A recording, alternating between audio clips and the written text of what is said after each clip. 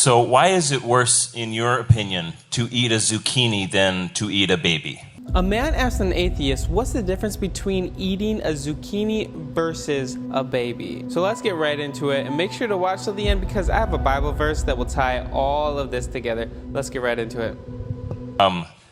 So why is it worse, in your opinion, to eat a zucchini than to eat a baby?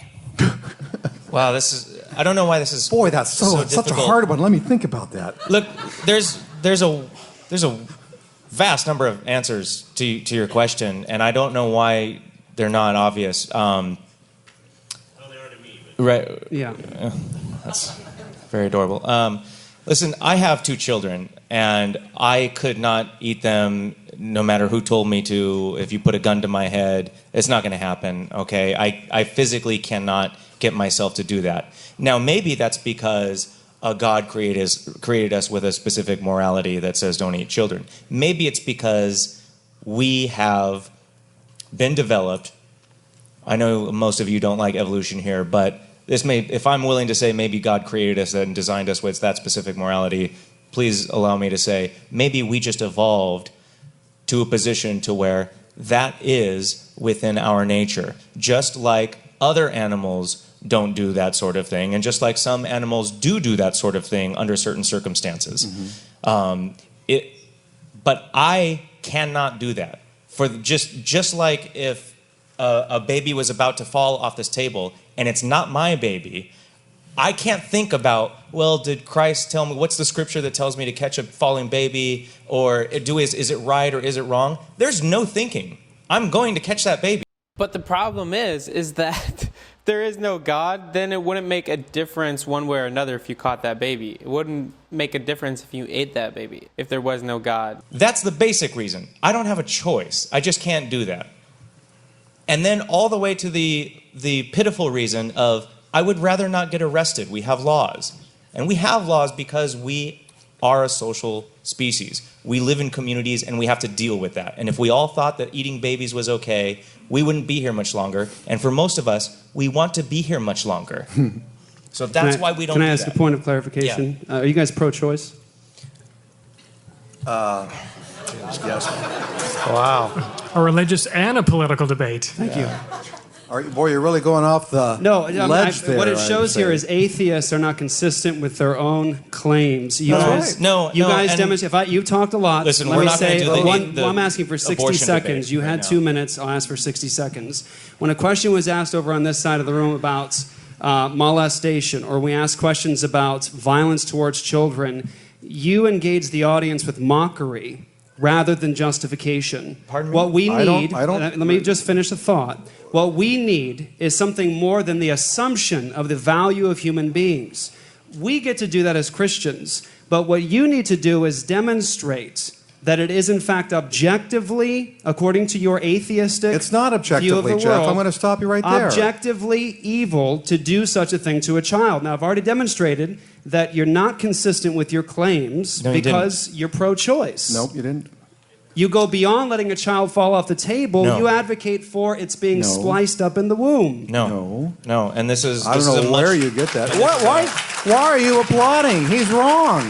He's making a misstatement. And why are you applauding? I don't get it. Because he said abortion. Now they don't like us.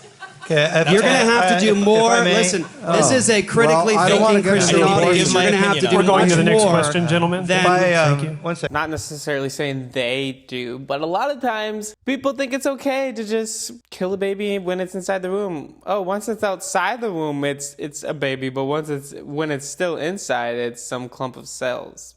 The epitome of what is happening in today's world, still children's sacrifice. It's still happening. Sacrifice so that you can have a better life in this world. Technology is going to realize and get so advanced where you could see that it's definitely a baby no matter what. And people are going to consider this to like the craziest genocide ever. And I hope we're on the right side of saying like we stood up for what is right and saying that is wrong. But let's continue to watch. If I can just clarify something.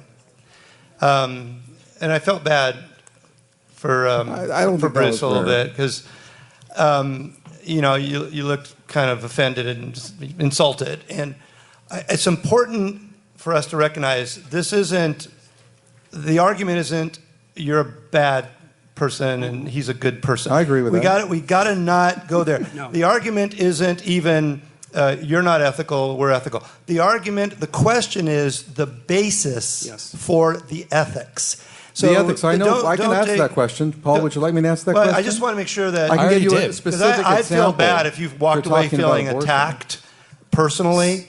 But do you understand what's being asked when people ask these questions about the babies and all that stuff? You understand what they're asking. They want a rock-solid, foundational answer as to why those types of things are absolutely wrong. Things that you think are absolutely wrong. We're not saying you don't think they're absolutely wrong. We want to know why you think they're absolutely wrong. Paul, and I've given now a number of reasons why they're wrong. What do you mean? No? Something beyond personal preference, or it's icky. I didn't say it was a personal preference. Well, you gave the answer of a pragmatic, we need to continue to exist type of answer. That's right. But I don't think that's there are passing real muster. reasons why we don't do it. There are very real reasons why we don't do such things. The question, I'll But the thing is, when someone doesn't think like you, who's going to tell them that is wrong?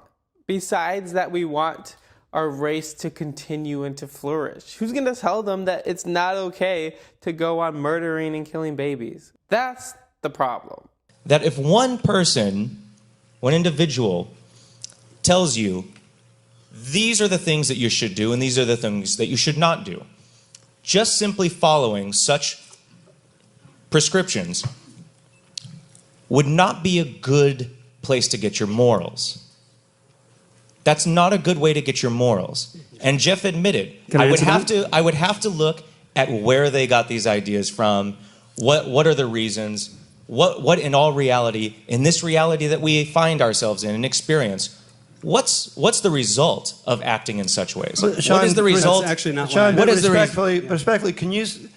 I think most people in this room think you have not answered the question, because what we're looking for is, can you state unequivocally that such a behavior is absolutely wrong? Which behavior? I can. The behavior of I the can, things Paul. that you would do to a child, these things I don't want to say, Yes.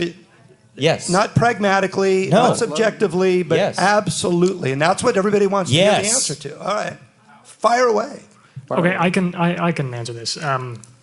So, having studied ethics, and maybe you guys are familiar with some of these ethical theories, Kantian categorical imperative, virtue ethics, maximizing consequentialism. These are all non-evolutionary based ethics, which do not posit a God as either at any point as a fundamental piece of justifying, and that we are able to that these very brilliant philosophers have been able to establish ethical theories that grant moral absolutes without positing God.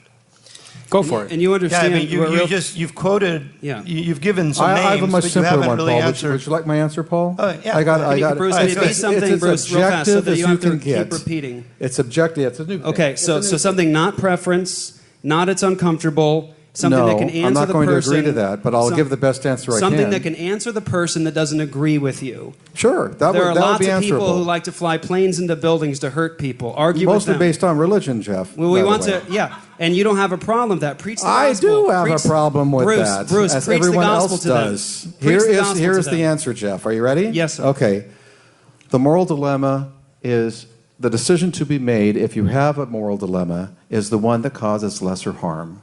That's it. That's utilitarianism. It's simple. Yes, it is. But announcing it doesn't prove it. Justify it. Most people will elect the lesser harm. Not everybody. Correct. Do we have prisons? People. There's no absolute. So Bruce, preach the gospel to the child molester. But preach the gospel to the liar. Who gets to decide what is harmful? Well, that's why I agree in subjective morality, because in some cultures, there is no objective reality, Paul. And that's the problem. Like, most people will decide what is the greater good. They will do what is the greater good. But when you get someone like Hitler, who thinks the greater good is that a certain race needs to be erased, he thinks that's a good, that's a problem. And who's going to tell him no? No one besides God. But if you say God is not real, then no one can tell him no. I have a Bible verse that will tie all of this together. Psalms 29 verse 10 through 11 says, "The Lord rules over the floodwaters. The Lord reigns as king forever. The Lord gives his people strength. The Lord blesses them with peace. And guys, God is the ruler over everything. He is the king forever. And when people disagree, when people agree, I encourage you all just to trust in God. And when things are not going your way, completely put your faith and trust in him over everything, because he loves you and he has an amazing plan for your life. Not an amazing plan to make you all rich and famous or whatever that may be. Not like that. But he loves you and he wants to have a relationship with you.